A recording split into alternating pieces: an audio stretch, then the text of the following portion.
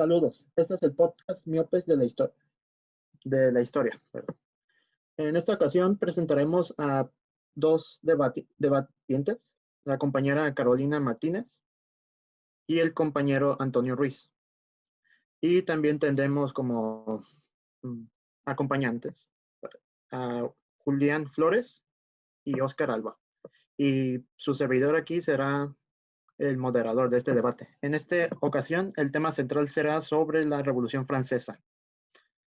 Para muchos, el suceso de que terminó una etapa histórica, la Edad Moderna, y dio inicio a otra en el mundo occidental.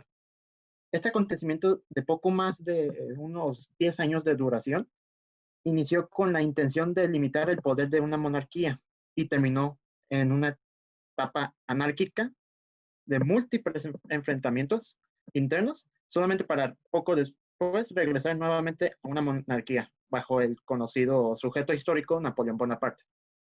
Pese a esto, pese a esta, se podría decir, contradicción de la revolución, dicho evento llevaría a las bases de los derechos humanos, teorías y corrientes de pensamientos democráticos, darle sentido a la lucha social y la caída del antiguo régimen.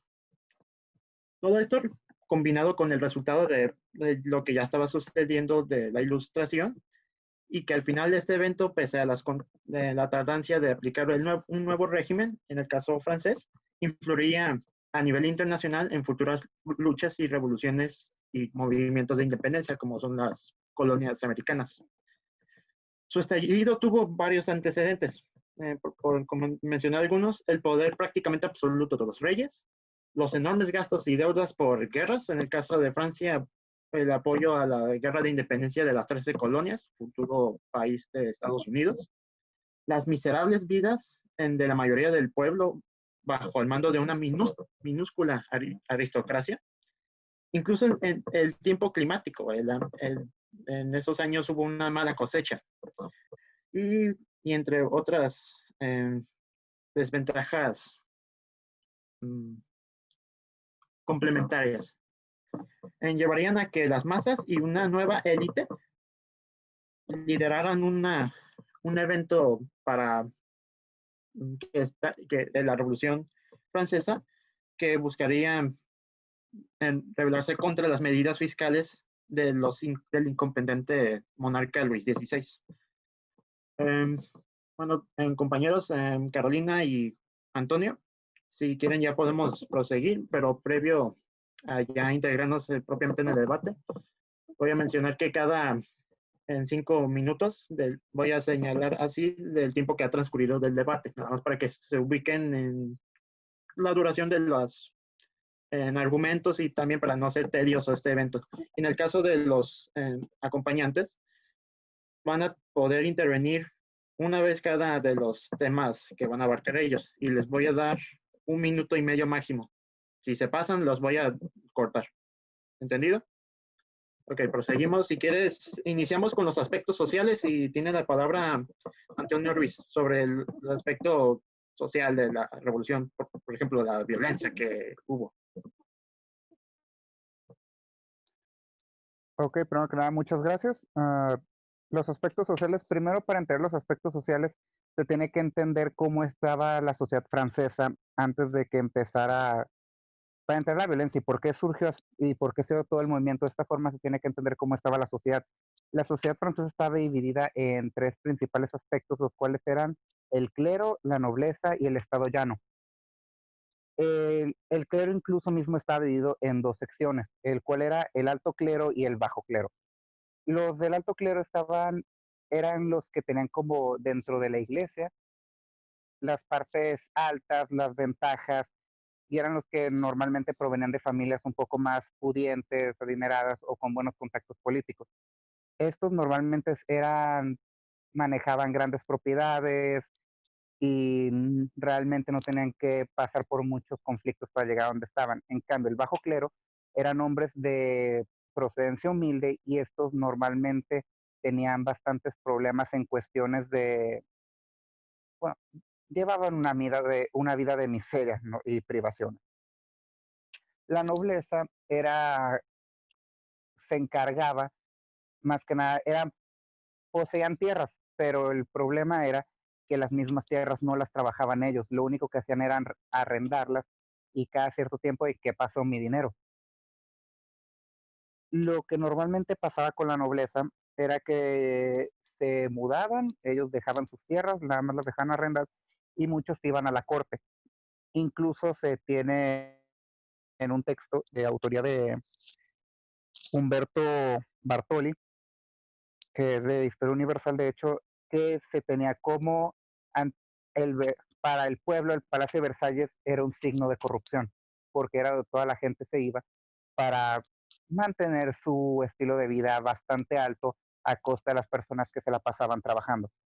El estado llano son los burgueses, los obreros y los campesinos. Burgueses hay que entenderlos como profesionistas, magistrados, banqueros, comerciantes, todos aquellos que se dedicaban o se ganaban la vida mediante estudios, pero no podían acceder a un medio más alto en la escala social. Los campesinos también estaban dentro de esto y estos eran los que trabajaban las tierras. El problema con esto es que no solo le pagaban los derechos al señor o al noble, sino que también tenían que pagar un diezmo a la iglesia, que es el 10% de lo que conseguían, y las contribuciones al erario, al erario público, lo cual era prácticamente todo lo que ellos iban consiguiendo se les iba yendo. Eventualmente, mientras más iba avanzando todo este problema, se empezaron a cansar porque para cuando se dio la violencia de la revolución, la gente estaba cansada de que la corrupción que había dentro del poder y al mismo tiempo cómo se mantenían los mismos estándares en la sociedad sin que se pudiera intentar anhelar algo mucho más superior, si se quiere ver así, o intentar es cambiar de la clase social. Fue cuando se tiene como la idea de, se puede decir que la revolución como tal empezó con el punto más alto de la revolución fue como la toma de la Bastilla, pero realmente desde que se empezó a formar todas estas ideas es la idea de la revolución ya en sí, que se basa su principal idea en, ah, normalmente en francés creo que sea liberté, igualité y fraternité, que será libertad, igualdad y fraternidad, que eran los principales aspectos de la revolución. El problema fue que cuando empezó la violencia, todo era un caos, se había deshecho, se intentaron hacer diferentes cuestiones para quitarle una mayor cantidad de poder a Luis XVI. Este eventualmente accedió a la constitución que se había formado, que de hecho, si no es la primera, es una de las primeras. Y al momento en que iba, pues tuvo que acceder, no le quedó de otra, pero no pudieron prever al mismo tiempo todo el caos que se generaría deshacerse de un antiguo régimen para crear algo nuevo.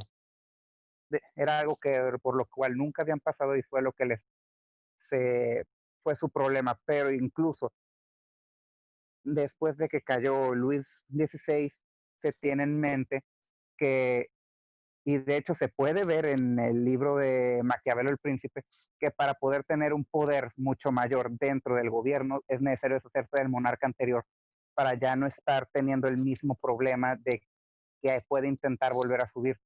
Incluso el hecho de una formación de un poder que mantenga el cierto orden es necesario porque si no otros van a querer subir al mismo poder y así va a seguir siempre el estado de conflicto.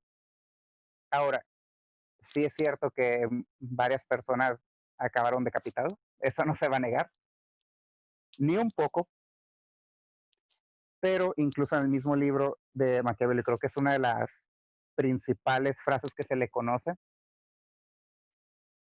es que es para gobernar que es mejor ser temido, ser amado.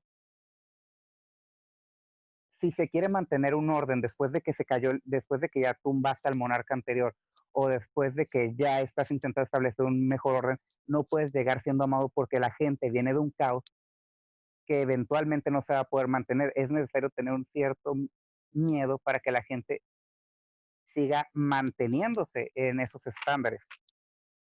Espérame tantito, por favor. Perdí un apunte. Ok. De hecho, muchas de las ideas que se tenían en la Revolución Francesa para cuando se empezó a poner en orden eran muchas ideas que venían del pensador Rousseau, que de hecho fueron como 1200 personas, según según se ve en un libro que se llama Fuego y Ceniza, de Thomas Carlyle, no sé cómo se pronuncia, y redactar una constitución. Lo que decía era más que nada, era que las personas tenían sus derechos, sí, pero los derechos de uno empezaban y terminaban cuando se empezaban a afectar a otros. Aquí se puede ver que el hecho de la Revolución Francesa no era la búsqueda de causa, era la búsqueda de un nuevo orden, pero a falta de un antecesor que los pudiera guiar, estaría, estaría incorrecto decir que fue desde el que el caos era lo que se buscaba. No digo que alguien lo esté diciendo, por supuesto. También se les tiene que admitir que trabajaron bastante arduo porque por el mismo autor se dice que trabajaron 29 meses sin descanso, incluso los domingos, y, y al último, entre esos 29 meses, se más o menos pusieron 2.500 decretos, o sea, esto da promedio 3 decretos por día, incluyendo los domingos, pero el punto de todo esto, a lo que quiero llegar, es que incluso dentro del caos de la Revolución Francesa, era porque no había que tomar como ejemplo, las monarquías ya habían tenido ejemplos, si se quieren ir hasta la edad antigua de cómo empezar a regir, pero un movimiento tan nuevo, que venía de hecho del pensamiento del jacobinismo, que es más un pensamiento, se lo quiere llamar democrático, entre comillas, o por son las bases, son los ideales republicanos, pero a lo que quiero llegar es que con todo esto se puede entender cierto caos, pero también se tiene que ver de dónde venían y hacia dónde querían ir. No era posible una transición completamente pacífica al momento de intentar llegar a un orden que intentara poner en ventaja o en los mismos papeles a toda la sociedad. Por eso sería como la parte completa de mi intromisión en este punto. De acuerdo. Tiene la palabra ahora Carolina. Gracias, Ricardo. Concuerdo en varios puntos con Alex hasta cierto punto, que el hecho de que, obviamente, cuando hay una revolución no se puede evitar el hecho de que va a haber muertes, va a haber sangre, porque no hay revoluciones pacíficas. Todas las revoluciones siempre hay violencia y siempre, pues, tiene que haber gente que muera, ¿no? Pero una cosa, sí, entiendo tu punto que dices de Maquiavelo, el hecho de que para que un gobernante sea respetado hasta cierto tiempo tiene que ser temido, pero una cosa es temor, como de tu gobernante que te vaya a hacer como algo, pero no tan acá. Y otra cosa muy diferente es el temor constante que había en el reino del terror, básicamente, como pues simplemente a la gente por cualquier cosita se les juzgaba sin cargos y se les mataba sin pruebas ni nada de absoluto, solamente por algo que dijera tu vecino en contra tuya, ya te podían mandar directo a la guillotina. Entonces, eso no se puede justificar con el hecho de que la gente es que ya estaba harta, porque, o sea, mucha gente que terminaron matando también era gente del pueblo llano que simplemente o decía algo que no les gustaba y su vecino lo podía acusar y listo, y ya lo matamos, o no hacía nada en absoluto y simplemente te caía mal y lo podías matar. Había ese tipo de poder porque no había un orden, y ese orden pudo haber estado si se hubiera hecho una transición lenta, porque en lugar de para empezar, no fue como tal de los jacobinos de donde vino la idea de la revolución, vino de muchos ideales, entre ellos está Rousseau, por ejemplo, estos grandes pensadores del siglo de las luces, que Rousseau daba mucho la idea de pues libertad, fraternidad, eso venía mucho en su libro del contrato social, eso no lo podemos negar, pero el punto aquí es que pues, o sea, había gente que quería una monarquía constitucional, que fuera de que sí todavía estuviera el monarca, pero que se basara por una constitución elegida por la gente. Y, o sea, sí está, no nos podemos negar que la república no fuera una buena idea o si fue buena o mala, no podemos decir eso, pero hubiera sido más fácil hacer el transición lento, con más orden, en lugar de que llegara la gente y empezara a matar a medio mundo por simple enojo a gente que no tenía por qué pagar las consecuencias, como mencionaste, la toma de la Bastilla, que se ve como el principio de la Revolución Francesa.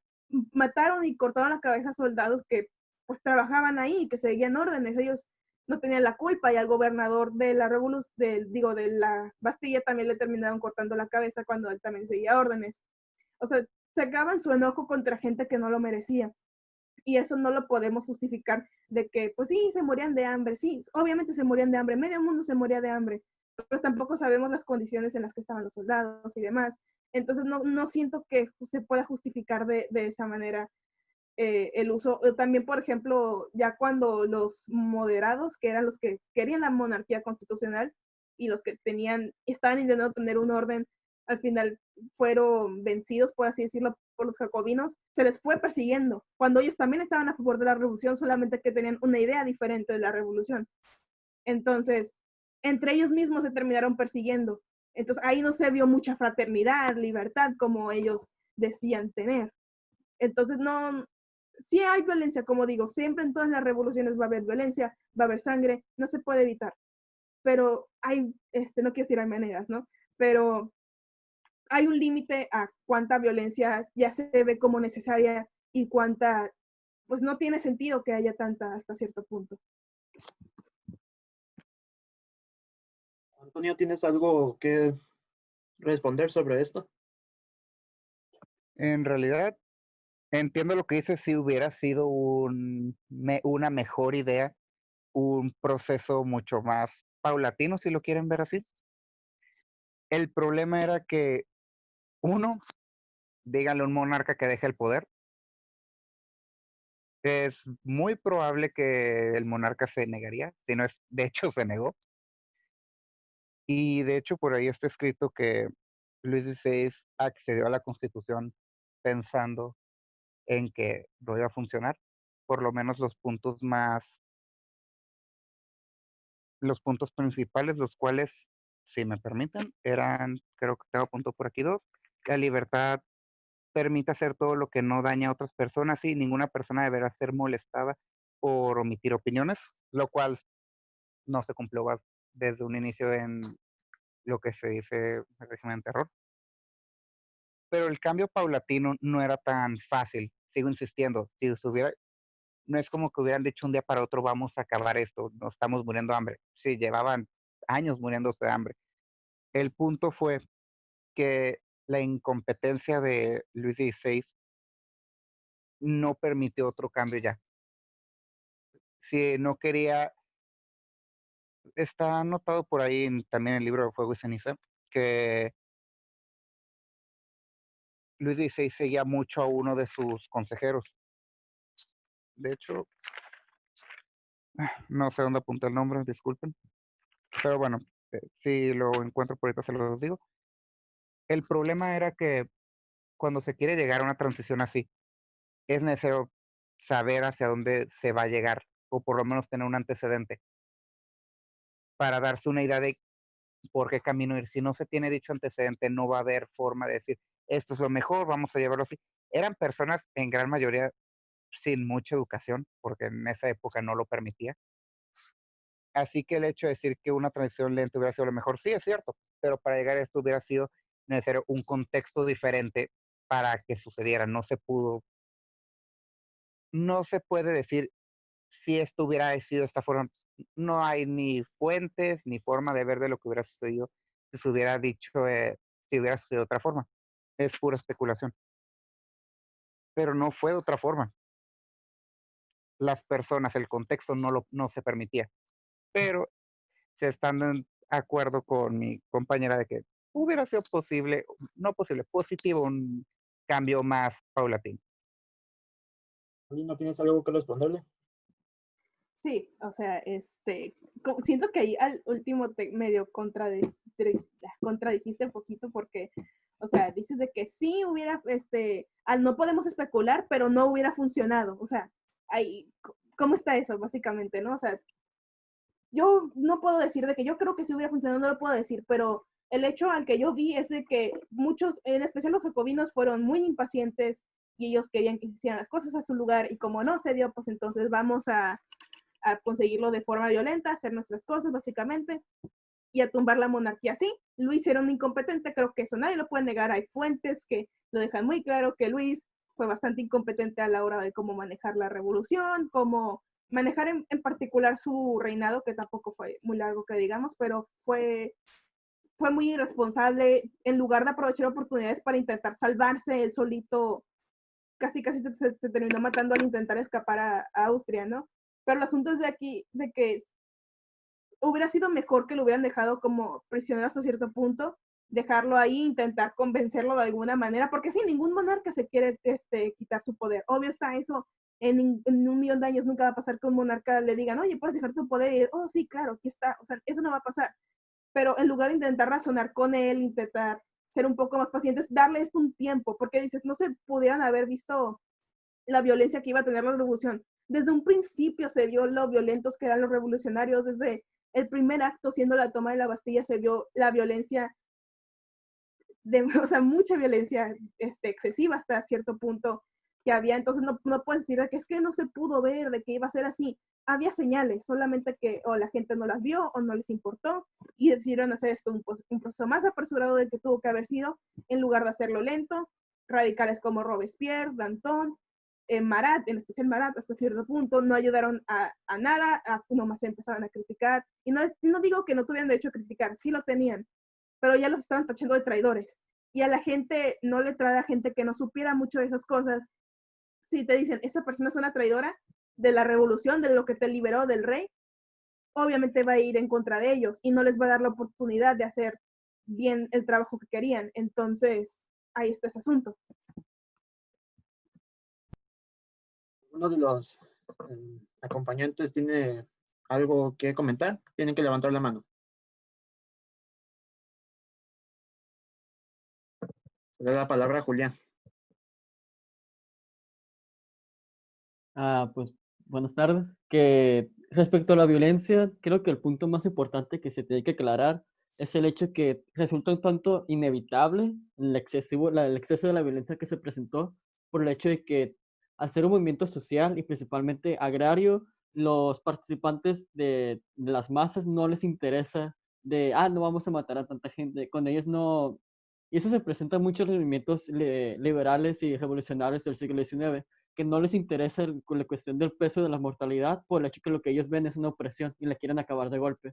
Y más como ellos son los principales que andan sufriendo, no quieren extender el periodo de sufrimiento. No es como que sí, te vas a esperar 5 años a ver qué logras hacer. Ahí ya una vez que se inició, cuando se rompe el tabú de la violencia y que ya se empieza a gestar esta violencia de manera abrupta, ya no se puede volver atrás hasta que se logre calmar las aguas. Y con ellos no se logró calmar las aguas hasta ya el periodo de Napoleón, inclusive después.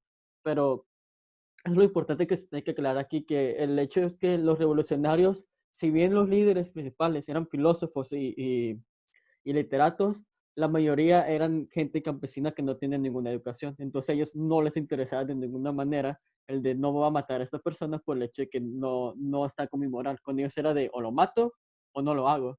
Principalmente también porque si el régimen que ellos estaban instalando fallaba, a los principales que se iban a agarrar es a los que ganaban con estas acciones violentas. Entonces, ¿cómo eliminar a la persona que si llego a fallar yo me va a criticar? Pues la elimino directamente de la vida. Entonces, pues ese es el comentario, ¿no? ¿Tú tienes algo que decir? Sí, se me hizo muy interesante lo que estaban mencionando sobre los referentes políticos. Mencionaba hace un momento Alejandro que la monarquía tenía una base de donde guiarse desde la antigüedad para establecer su gobierno. Sin embargo, desde la misma modernidad, de la antigüedad, perdón, entendemos que en Atenas había una democracia. Y si bien esa democracia no es como la conocemos actualmente, porque pues las mujeres, los niños y los esclavos no podían tener voz y voto, era únicamente los que eran ciudadanos atenienses. Pero ya había esas estructuras de democracia en esas sociedades antiguas. Entonces, no creo que Rousseau, Montesquieu o demás pensadores franceses no tuvieran un referente de donde guiarse. Entonces creo que ahí como que hay un cierto como contradicción decir que los monarcas tenían una forma de base mientras los republicanos no. Por otro lado, se entiende obviamente que el pueblo francés está viviendo en unas medidas muy malas, pero básicamente toda Europa estaba también en pésimas condiciones. O sea, Europa estaba saliendo de la peste, la revolución, la reforma, etcétera. Pero si bien creo que los líderes de la Revolución Francesa pudieron haber tenido más injerencia y haber como dado pauta a los movimientos que iban a Tengo hacer. que cortar aquí, Oscar, perdón. Ok, ahora en esta siguiente parte del debate estaremos fijándonos en el imaginario social después de la muerte o se puede decir condenas de Luis XVI, y también incluiríamos como la participación de las mujeres, que no es muy abarcado al momento de hablar sobre este evento. Así que en esta ocasión le daría primero la palabra a Carolina. Muchas gracias, Ricardo. Bueno, para empezar, en parte del imaginario social yo lo veo también como el papel de las mujeres hasta cierto punto, y ahorita voy a explicar bien mi punto ese. Pero bueno, quiero dar primero un contexto general sobre las mujeres dentro de la Revolución Francesa y luego daré mi punto. Entonces, empezando con, o sea, todo el pueblo llano, campesinos y demás, o sea, todos los que participaban, también había mujeres, obvio está. Entonces, que ellas también participaron, se las hace mucho de lado, se les mencionan muy pocas cosas, pero en algo que sí se les menciona, que tuvieron participación y que fueron básicamente los que lo organizaron, fueron la marcha hacia el Palacio de Versalles, cuando sacaron a Luis XVI y a María Antonieta para llevarlos a París, ya que Versalles se encontraba muy alejado de París, entonces que ellos no podían ver el pueblo como tal, no veían en qué condiciones estaban, entonces que la misión fue ir, llevarlo al Palacio de las Tullerías para que viera cómo estaba el pueblo de mal y a ver si así lograba reaccionar el rey. Es de que ellas, las mujeres, se menciona en muchas lecturas que fue un grupo de mujeres y luego se fue juntando más personas, ya sea mujeres y hombres, pero principalmente fueron mujeres las que organizaron esto. Entonces que ahí en esa cuestión sí fueron útiles para la revolución. Pero luego pasamos, por ejemplo, cuando ya las mujeres, después de ver que sí fueron útiles, que sí ayudaron, a pedir más cosas. Por ejemplo, en 1789 salió la Declaración de los Derechos del Hombre y del Ciudadano. Y sí, cuando se menciona hombre, es literal, puros hombres. Esos derechos se le daba solo a hombres, esos beneficios a solo hombres, y el título de ciudadano, solo hombres. Entonces, que una mujer de clase, si no me equivoco, creo que era burguesa, no estoy muy segura, pero se llamaba Olympe de Gouges, perdón por mi mal francés. Ella escribió la Declaración de los Derechos de la Mujer y la Ciudadana en 1791 para intentar ser una respuesta a, pues esto, de que las mujeres también tienen derecho a ser libres, a tener propiedad, entre otras cosas. Ellas también han ayudado a la revolución, por lo que no solo los hombres son los que deben de tener estos privilegios, sino también las mujeres.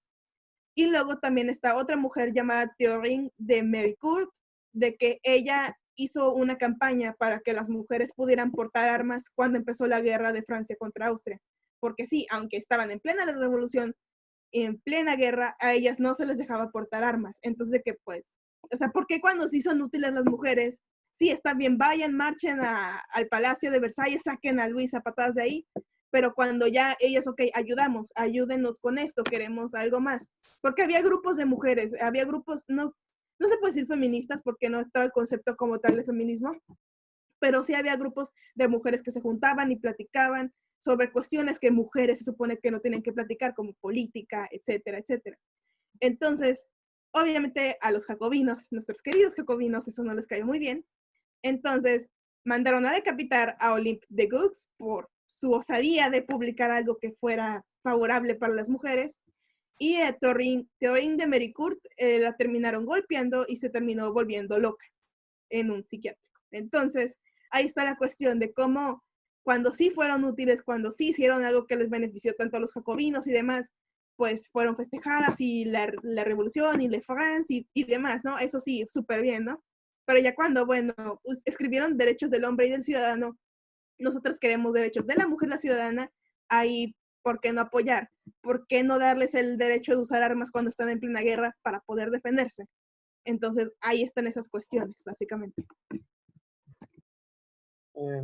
Ahora le doy la palabra a Antonio para que responda o contraargumente esta postura. Bueno, para empezar, no hay una forma muy fácil de responder a eso, lo tengo que admitir. Cualquiera que esté viendo esto, escuchándolo, se va a dar cuenta. Diablos. Bueno, el punto. Discúlpenme tantito. Sí, no hay forma de defender el hecho de cómo se trató a la mujer. No hay forma. Tal vez la única razón por la que se puede decir que las mantuvieron aparte después dentro del movimiento y la política sería la idea de que, ¿dónde lo apunté? Oigan, mientras que los franceses en sí se estaban juntando más en el anarcoliberalismo, si se lo quieren ver así, las mujeres ilustradas, claro está, estaban también con un cierto celeste un tanto monárquicos, pero, y no tan republicanos, si lo quieren ver así. Nada más eso sería por la cuestión política. El hecho del trato a la mujer no lo voy a discutir, pero tengo que verle un lado positivo a la Revolución Francesa en cuestión del feminismo. Ok, sí, le fue mal a la autora de los derechos de la mujer, lo voy a admitir. No, eso no es positivo en ningún punto, pero si lo quieren ver así, es el nacimiento del feminismo. Si no se hubiera dado de la Revolución Francesa, es muy probable que el feminismo no hubiera existido. Una autora, Alain Sopá, no sé cómo se pronuncia, y el texto es El feminismo y la izquierda, de hecho, menciona, puede significar que es revolucionario o nace la revolución. La aparición del feminismo es en la Revolución Francesa. Punto. Ya si no lo quieren ver como en el nombre, son los mismos ideales centrales. Ya después, con el paso del tiempo, se van separando y se hacen varias corrientes. Pero el punto principal del feminismo nace ahí. Fue también el primer manifiesto del feminismo y también los derechos de la mujer. Es lo único que puedo decir en este punto. La Revolución Francesa dio a luz, junto con el feminismo, al feminismo liberal, de hecho. Ya posteriormente, creo que fue Napoleón, ¿sí? Él ya no puede hacer mucho por las que habían muerto tristemente, ya no se puede hacer nada, pero les dio o tenía la intención antes de que cayera de darle un reconocimiento a dichas mujeres. No fue un trato digno para las mujeres en ningún punto, no hay forma de justificar eso, o por lo menos yo no lo intentaría. Pero para el movimiento el feminismo fue como la pauta principal. Era todo. Carolina, ¿quisieras responderle? Porque veo que tienes tus ganas. Sí. O sea, no se puede decir como tal dónde empezó el feminismo porque, o sea, ¿cómo decirlo? Es que el feminismo tiene un origen así literal porque hubieron varios escritos, varias cosas de mujeres antes y después de la Revolución Francesa, por lo que no puedes decir como literal, aquí en la Revolución porque mataron a la mujer ya fue cuando inició el feminismo, ¿sabes? O sea, hubo libros más sobresalientes como el de Mary Stowe, se me olvidó su nombre, Stonewall's, algo así es, de que fue sobre feminismo y se dice que ella, Mary Wollstonecraft, y su libro es parte de la teoría feminista moderna. En cambio, los derechos de la mujer y de la ciudadana no. Por ende, no puedes poner como, o sea, si la Revolución Francesa mostró aspectos feministas, en este caso de estas dos mujeres que mencioné, sí, pero no puedes decir de que fue el inicio porque no se tiene como tal un inicio del feminismo así como tan en la antigüedad, pero sí este libro sí ha sido señalado, el que estoy mencionando, de que fue ¿cómo se llama? Se llama La Vindicación de los Derechos de la Mujer por Mary Wollstonecraft. Se ha dicho que muchas de sus teorías y demás han sido usadas para el feminismo moderno, por lo que ese libro, que fue escrito en 1792, después de un año de los derechos de la mujer y la ciudadana, sí, a lo mejor pudo haber afectado a ella, pero no es como tal el inicio, la génesis del feminismo. Y otra cosa que quería mencionar es, aparte, no tanto ya con lo que dijo Alex, sino en general el imaginario social. Nos podemos dar cuenta también cómo cambió el imaginario social, el punto de que juzgaron a Olympe de Gouges como traidora por querer más derechos, como traidora de la revolución, por lo que cualquier persona que pidiera algo más de la revolución era visto como traidor. Entonces aquí se puede ver que la revolución como tal ya tomó un rumbo diferente y la idea de la revolución para la gente cambió. O sea, las cosas iban o sea, según ellos ya con el rey ya te iba a mejorar, pero pues ya vemos que no, con la mentalidad tan cerrada que tenían, según iba a haber libertad de expresión y pues una mujer que se intentó expresar, pues la terminaron matando. Campañas que hicieron mujeres, los jacobinos terminaron oprimiendo a los grupos de mujeres que habían y ya desde entonces ya no podían hacer reuniones como lo hacían antes. Entonces ahí está eso. Antonio, ¿tienes algo que decirle a Carolina antes de pasar al siguiente tema?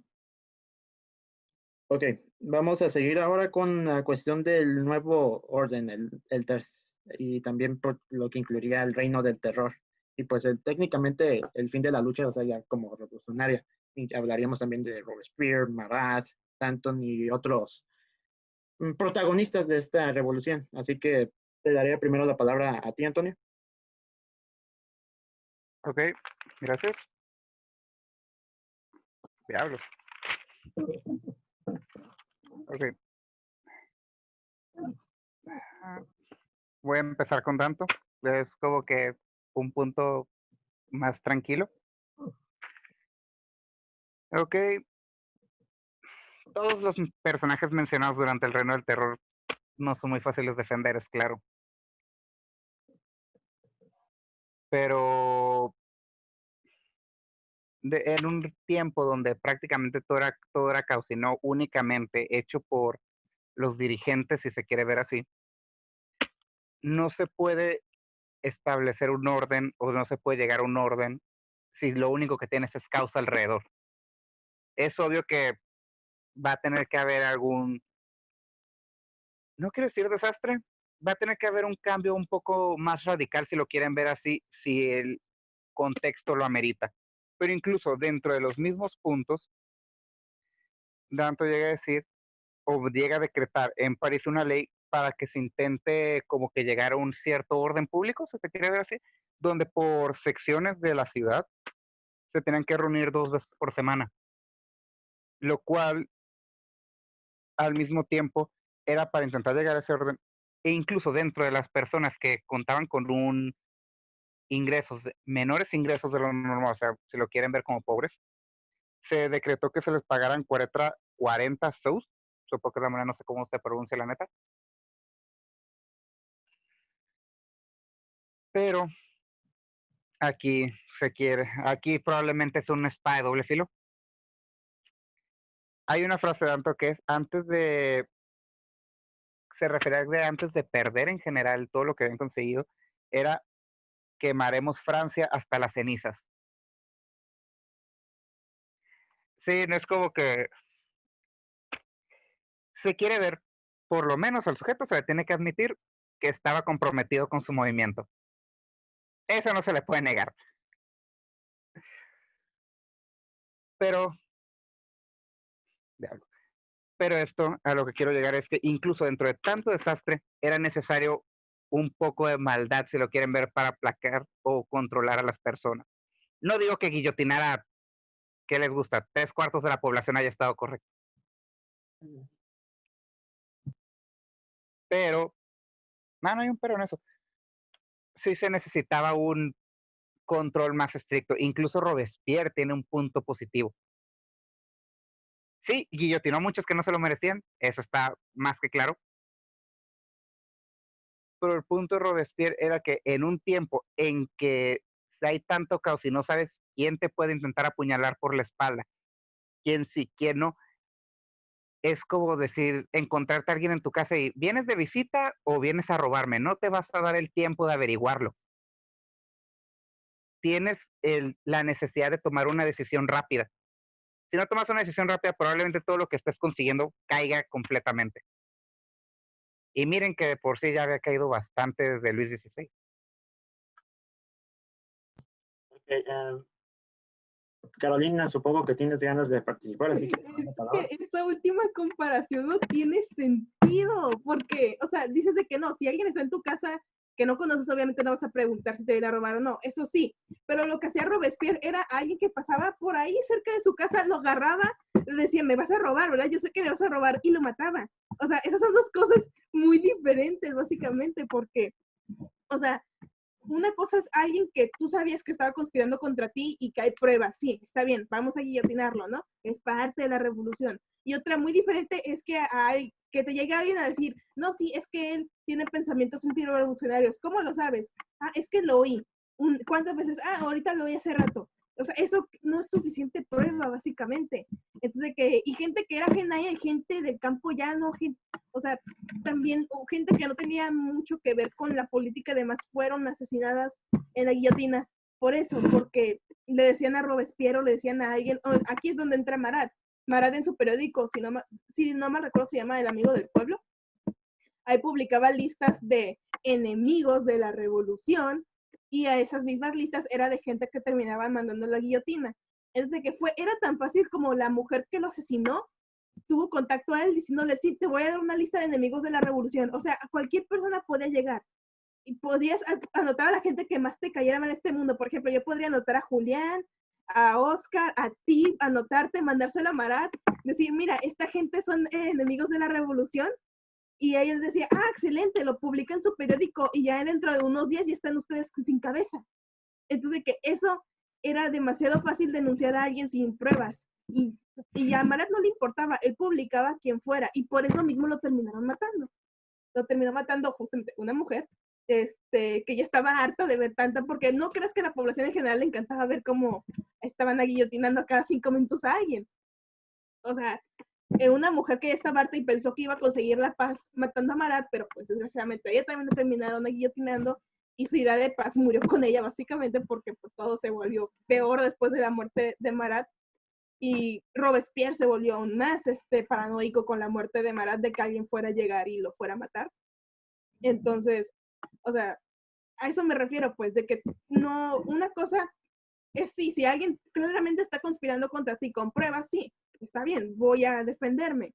Y otra diferente es que alguien que esté pasando bien lejos de allá de tu casa, está a 1 kilómetro, tú lo ves y, seguro está pasando por aquí porque me quiere robar, lo voy a matar. Ese es otra cosa muy, muy, muy diferente. Y de Danton, lo que puedo decir es que él sí llegó a controlar hasta cierto punto, porque sí, él también fue parte del terror, sí, eso no se le puede negar, pero mínimo ya llegó un punto en el que le dijo a Robespierre, ya hay que parar el terror, ya hasta aquí, ya hay que empezar a tener un sistema normal en el que no tengamos que depender solamente de estar guillotinando gente para controlar a la población. ¿Y qué hizo Robespierre? Lo guillotinó a su antiguo aliado, que también era un radical, él no era moderado, él era radical, y por solo no coincidir en el hecho de terminar el terror, lo terminó matando. Entonces, o sea, no, eso no se puede defender básicamente, y tu comparación estuvo mal, por ende. ¿Quisieras arreglar algo, Antonio? ¿O Nada más 2 comentarios. Uno, primero, qué curioso que el único que no enviaste a la guillotina fue Ricardo. okay, algo más aparte No, de eso? aparte, después de la muerte de Marat, no quiero decir que justifico a Robespierre, pero, o sea, era como que, te voy a decir algo contra las personas de la revolución. Ok, muerta Marat, punto. Y Robespierre se volvió más paranoico todavía, tú misma lo dijiste. El sujeto ya era paranoico de por sí. Pero si te dicen que te van a ayudar con la revolución y de repente empieza a caer la gente, no esperas reaccionar de, mataron a un colega. No pasa nada. O sea, es claro está que algún evento, aún la mujer que mató a Marat esperaba una cierta paz. Creo que si se está criticando en un punto la violencia que generaba entre Marat y Robespierre, la idea de intentar contrarrestar violencia matando a alguien, que es una idea bastante clásica de hecho en toda la historia, creo que también se debe haber visto los sucesos que podía provocar dicho evento. Esto, o sea, Rápidamente, Carolina, ¿quieres contraargumentar antes de pasar a ver si los testigos quieran? Bueno, creo que más que nada algo que faltó también mencionar, no tanto contraargumentar a lo que dijo, porque creo que Alex estuvo básicamente de acuerdo con todo lo que dije, así que no hay mucho que contraargumentar hasta cierto punto. Pero, o sea, bueno, sí, obviamente va a haber una reacción de parte de Robespierre cuando muere Marat, ¿no? Sí, claro. pero pues una cosa es ponerte más cuidadoso a lo que te hagan alrededor tuyo y a la gente que tienes alrededor, y otra cosa es matar al campesino que está a 100 kilómetros de ti.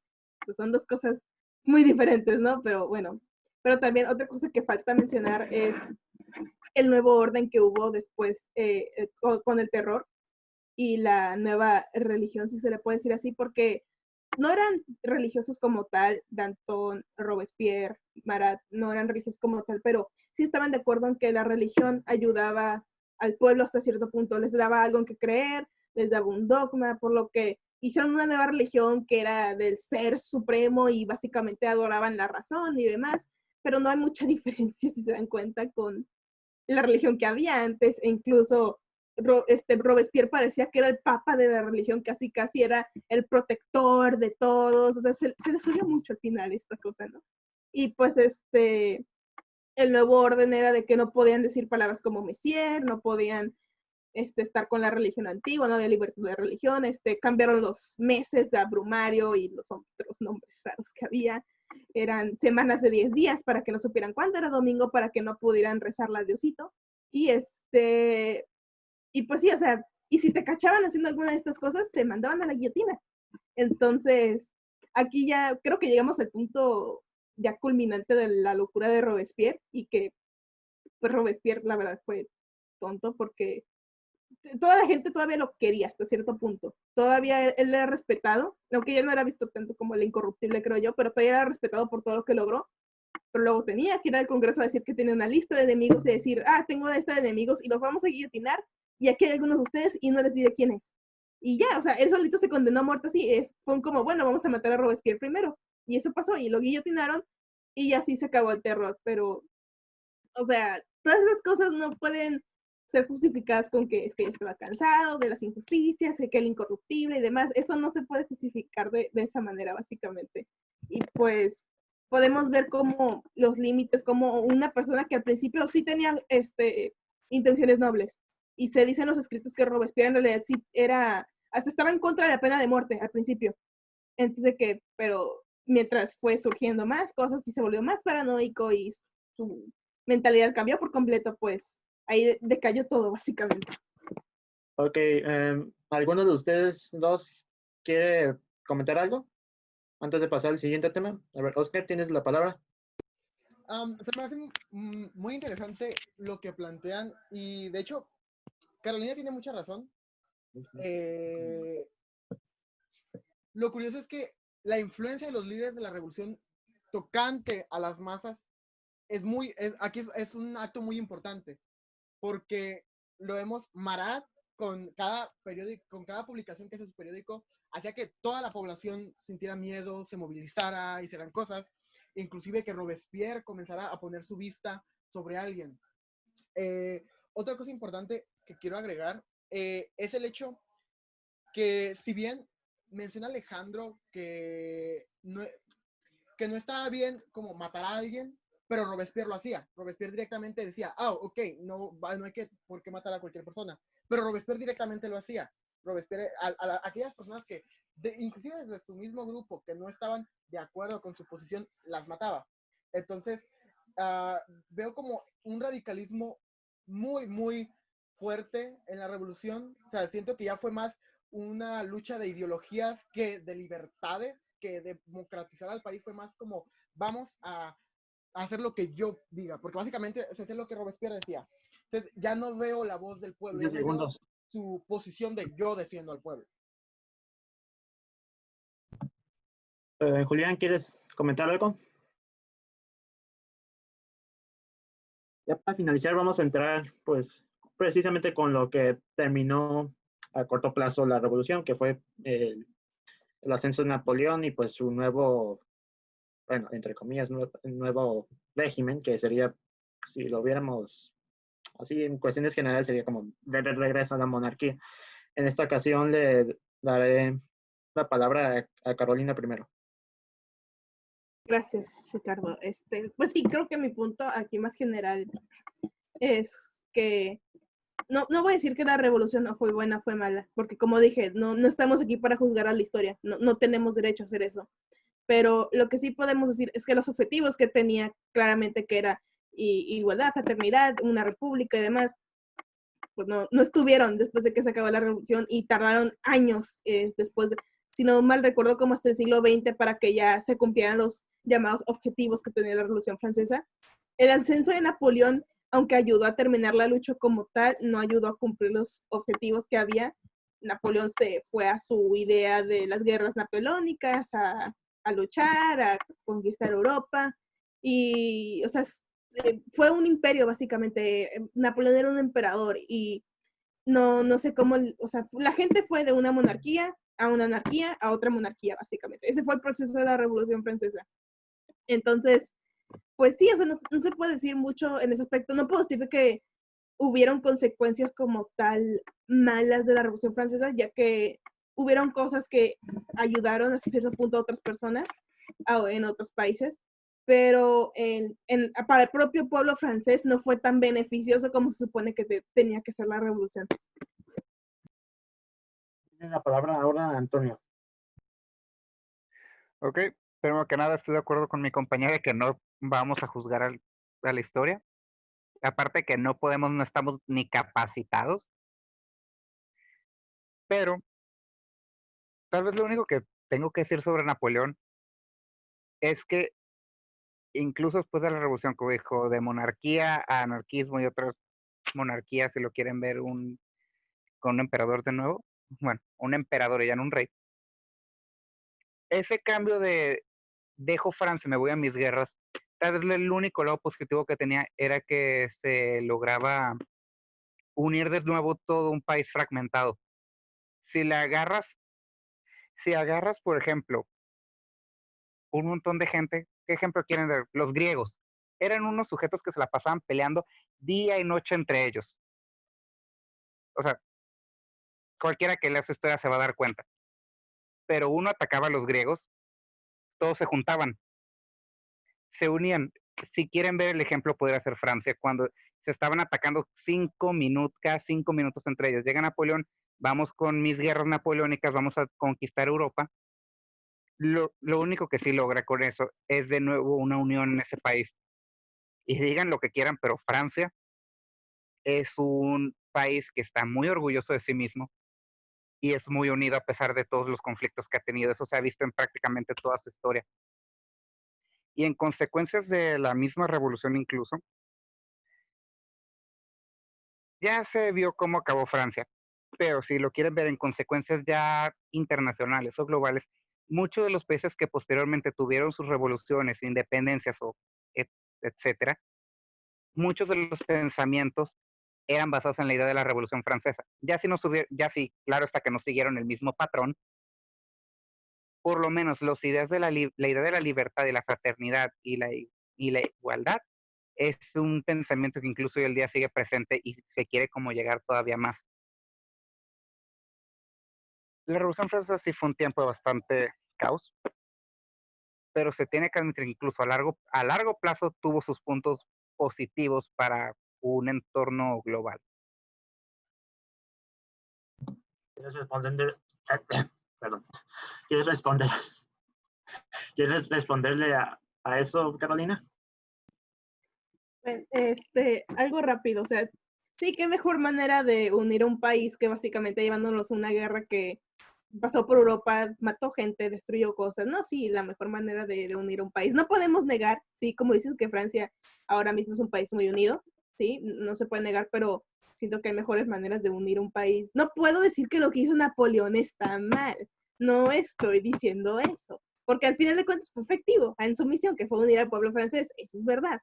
Pero pues ir a atacar a otros países que pues nomás estaban ahí haciendo sus propias cosas, teniendo sus propios problemas, no siento que fue mucho, o sea, sí entiendo que fue contra Austria, porque Austria estaba en guerra contra ellos, porque mataron a María Antonieta, sí, eso pues es justificable porque está dentro de una guerra, pero pues los demás países nomás estaban ahí y pues mejor hay que atacarlos a todos, ¿no? Para la mejor defensa es el ataque, ¿no? Según dicen, entonces que pues antes de que nos quieran según atacar, mejor hay que atacarlos a ellos, ¿no? Esa es la única cuestión que tengo en contra, ¿no? Que no estoy muy de acuerdo con el método, más no estoy diciendo que no fue efectivo, porque sí, fue efectivo hasta cierto punto. Pero pues bueno, ya esa es opinión de cada quien, ¿no? Al final de cuentas. ¿Quieres participar, verdad, Antonio? Adelante. No, nada más para decir, no, o sea, yo tampoco estoy de acuerdo con el método, pero, o sea, lo único que estoy criticando son los resultados. O sea, el resultado fue muy bueno. Negativo que mucha gente tuvo que morir, lo admito. No es como que un método que yo personalmente hubiera elegido. Y estoy de acuerdo contigo, o sea, hay más métodos pobres de los demás países, pero yo nada más estoy hablando del punto interno de Francia, no de cómo se los llevó entre las piernas Napoleón a los demás países. ¿Alguno de los Oscar o Julián? Julián, la palabra. Eh, ok, que respecto a Napoleón, lo que se tiene que tener muy en claro es la manera. Si bien lo de las guerras es imposible hablar de ello, de no mencionarlo, me refiero más a la imagen que él mismo generó, de que se convirtió en el perfecto hombre republicano, que suena un tanto como raro, por eso que se convirtió en emperador, pero la gente lo miraba como el perfecto hombre republicano, por el hecho de que ninguno de los revolucionarios franceses, ninguno mostró el carácter que tenía Napoleón para hablar con la gente. Y también a diferencia de los revolucionarios, él no recurrió a las matanzas para lograr establecer un gobierno fijo. Y a diferencia de muchos revolucionarios, él sí tenía un plan de gobierno, que es cosa que los revolucionarios no tenían desde ningún punto y por eso se les fue todo por entre las pinches patas. También algo muy importante que generó Napoleón es que si bien toma la corona como emperador, no quita las instituciones ni de los derechos que se gestaron durante la revolución. La Carta Magna se permanece y encima la refuerza con instituciones que la pueden defender. Entonces lo importante de Napoleón es que si bien se agarró golpes con medio mundo, en cuestión de Francia logró establecer un gobierno que si bien después fue destituido por una monarquía y otra república, sí empezó a gestar las ideas de que esto es lo que significa ser un revolucionario y esto es lo que significa ser republicano. Oscar, ¿no quieres complementar con algo? Los puntos que menciona Julián son muy interesantes y sí, se me hacen correctos. Napoleón vino a ser este personaje de institución y de unión francesa, claro que sí, porque pues por algo están las monarquías, que son bases y simbolismos de un pueblo. Sin embargo, no por ser un simbolismo, tienes que ir a otros países, declararles la guerra, someterlos bajo tu voluntad cuando son países autónomos. Entonces, ahí creo que ya está yendo en contra de la misma soberanía y libertad que se está proponiendo en la Carta Magna que él impuso entonces. Pero, bueno, digo, puede haber estas dos posturas. Si bien hizo algo bueno, pero no se puede dejar de lado este procedimiento que tuvo. Okay. Perdón, Julián, pero ya no podemos alargarnos. Esto será para ya después otro debate, si quieren más personas entre nosotros. Bueno, vamos a ir brevemente con las conclusiones de los protagonistas de este debate. Ya dije que no pueden participar más los acompañantes de este debate, disculpa. Así que iniciemos con Carolina, si nos haces el honor de darnos tu conclusión. Gracias, el honor. Me siento honrada. Bueno, pues yo creo que como conclusiones generales, al menos de mi parte, estoy de acuerdo en varios aspectos de mi compañero Alex. Sí, obvio hubieron cosas, o sea, hubo una violencia que yo creo que sí pudo haber sido controlada, pero no se pudo evitar, obvio está, por el mismo enojo de la gente y demás, pero creo que el enojo de una población no justifica tales cosas que se hicieron y una violencia hasta cierto punto excesiva, al menos a ojos modernos como los nuestros. Y o sea, simplemente usar la idea de la revolución como un arma para deshacerte de gente que no te cae bien. También, pues, eso es otra cosa que podemos hablar. Robespierre no tiene mucha defensa, para ser honestos, ni su reino del terror, ni los dos terrores, porque hubieran dos, obvio está. El reino del terror normal y luego el gran terror. Eso no se puede defender, pero sí podemos llegar a la conclusión de que más fue un proceso complicado de señalar cuál fue su moralidad, porque aquí no estamos para discutir eso, pero sí tuvo un impacto en el mundo, sí hubieron cosas no puedo decir buenas, pero por ejemplo, inspiraron a otros países a declarar su independencia, o sea, como por ejemplo en México. Entonces, sí hubieron consecuencias que por algunos podrían verse como beneficiosas, yo no estoy diciendo eso, pero también hubieron aspectos que, pues, son contradicciones mismas a la revolución como tal y a sus ideales. No había libertad, como ellos decían, la fraternidad menos, o sea, igualdad ya vieron que las mujeres lo intentaron y no se las dieron. Entonces, pues yo sí llego a esas conclusiones. No podemos decir como tal fue buena, fue mala. No estamos aquí para decir eso. Pero sí estamos aquí para señalar esas contradicciones o esas cosas que no se logró cumplir o esas palabras o esos ideales que según decían tener y que al final pues no los presentaron como tal o no estaban presentes en los gobiernos después. Y ya, sería todo de mi parte. Gracias, Ricardo.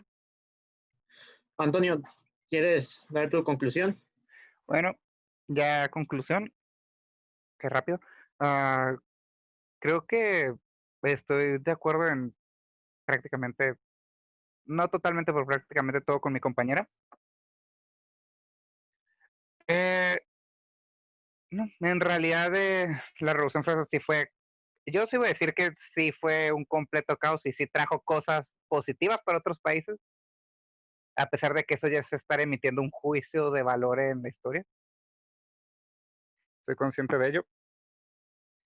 Internamente, no sé qué tan positivo fue para Francia, realmente.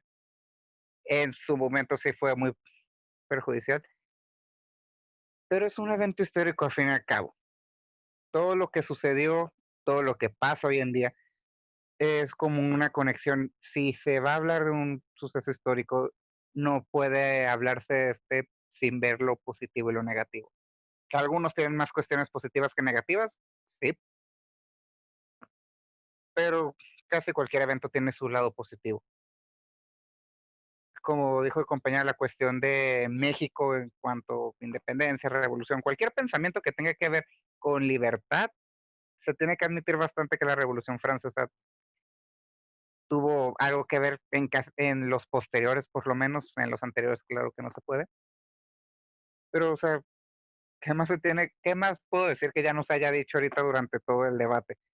Simplemente es un movimiento que dejó bastante, no solo las catacumbas, pero en cuestiones teológicas dejó bastante a, a otros países, por lo menos, y al mundo, por la cuestión de los derechos. Si no se aplicaron en su tiempo, punto y aparte.